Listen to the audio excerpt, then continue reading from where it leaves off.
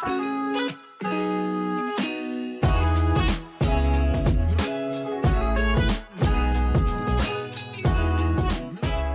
traders, is volume more important in your trading or is price? And maybe you've never thought about volume before in terms of prioritizing it against price. Well, let's talk about volume in a way that you probably, maybe you're not using it now, but certainly could. And that is price-based volume. And the whole idea here, maybe a controversial one, is price without volume is incomplete. All right, gang.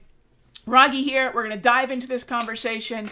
We're going to take a look at the ES, the S&P. So whether you're trading S&P, micro, mini, SPY, or even SPX, this is a relevant conversation.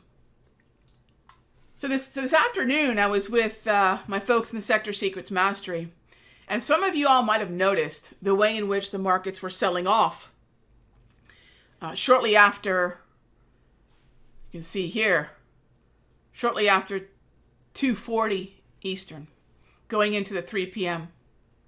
last hour of the day. Just a 20-minute big candle, big candle, big candle sell-off. Now, rather than shorting into weakness, which is fine if you're early to the Momo party, sadly, a lot of traders are late. If you're early to the Momo party, I'm not talking to you. You probably had a great afternoon. But what happens if you see this 15 or 20 minutes in? My first bit of advice is don't short it. You know, this is the high school party where the neighbors have already called the cops. Just the way that it is. Don't get to the party late. What we start looking at is volume. Price is telling you there's more sellers, more selling pressure, right? People are clamoring to get short. And it's late. However, the candles start getting narrower in size, and what I want to do is find a reason to either stay out or look for a reason to get long.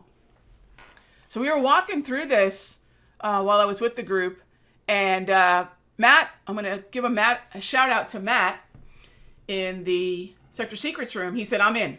Well, what did he do? What we talked about is waiting for volume to bottom out. Waiting for size to say, you know what, Rag, you're not alone. That's really it. That's really it. Are you alone? It never works to be first. It works for the ego. It doesn't work for the P&L. It works better if the surfer waits for a wave, right? Kind of boring sitting there on a flat ocean. We need a wave. For us, that wave of participation and attention is volume. Take a look how the volume started giving us a warning. That's the yellow. The signal, that's the green. Another warning, right? And then we look for a pattern to allow us to get in. Was this a big move? No, I think the most important thing to note is we didn't get short. And the only thing to do was wait for the signal and get long, okay? Now, if this works intraday, waiting for attention, paddling out and then waiting for the wave, that's the analogy, gang. Well, then if something is universal and robust, if volume really does work, then it should work on everything, right? So I'm going to show you another view, and we're going to take a look at volume on the daily time frame. Because after all, this week, we've got PPI tomorrow, FOMC meeting minutes tomorrow, Wednesday, and we have CPI on Thursday. Remember what CPI did in September? Massive sell-off. A lot of times, traders will look at price-based double bottoms. But let me mention this. Do we always know whether or not there's a lot of attention and participation at that low?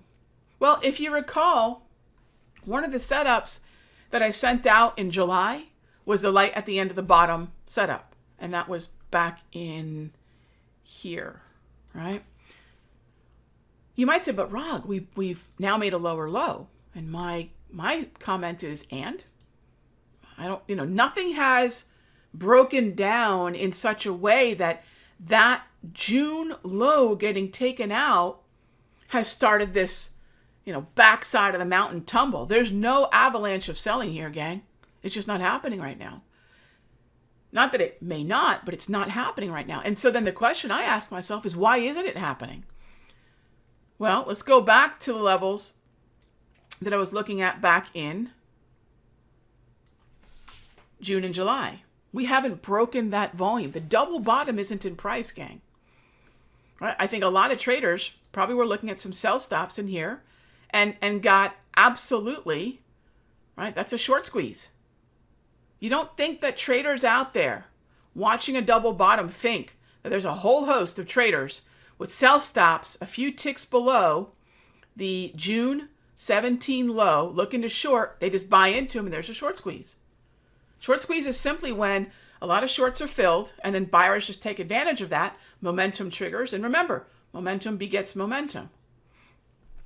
All this was accompanied by a huge expectation for a Fed pivot, by the way. I don't know if that's going to save the buyers this time. I'm not even sure that the same thing will happen. What I am sure about is if this volume level doesn't hold, and what I'm talking about is this low that we saw back on. So the double bottom I'm looking at is really a triple bottom. And the most recent touch was on September 30.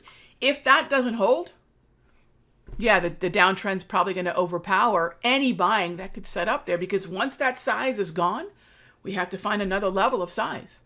Support are the buyers. And when the buyers show up in droves like they did before, there's your floor. And from the floor, there's your rally.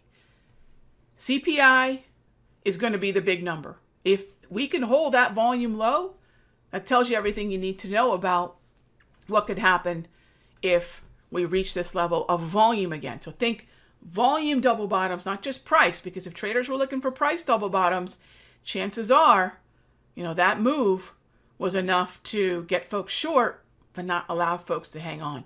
Are they going to do it again? Well, here's the thing, gang. I'm showing you volume-derived levels, but at the end of the day, if that CPI, so a lot of folks are asking me, okay, Rog, but what's going to happen to hold? PPI cannot tick significantly higher than expected, right?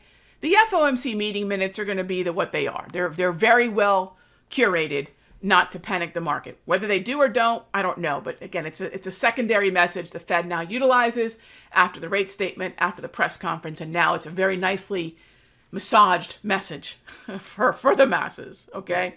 Likely to be very little controversy. If CPI is flat to lower, look for a bounce. That would probably be a very significant step towards the Fed pivot. That's the video for tonight, gang. My take is price without volume is incomplete. I'm not looking for price double bottoms, gang, or price double tops. I'm looking for volume. I'm looking for size, because we cannot be alone in our trades.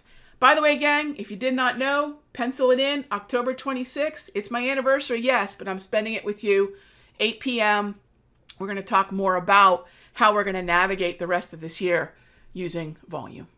All right, I'll see you in the next update. Hey traders, Raghee from Simpler Trading. Thank you so much for watching this video. Be sure to leave a like and a comment below. And remember, subscribe and click the bell icon so you'll get notified of the next update. And when you're ready to join me for live trading, be sure to head on over to simplertrading.com. I'll see you in the next update.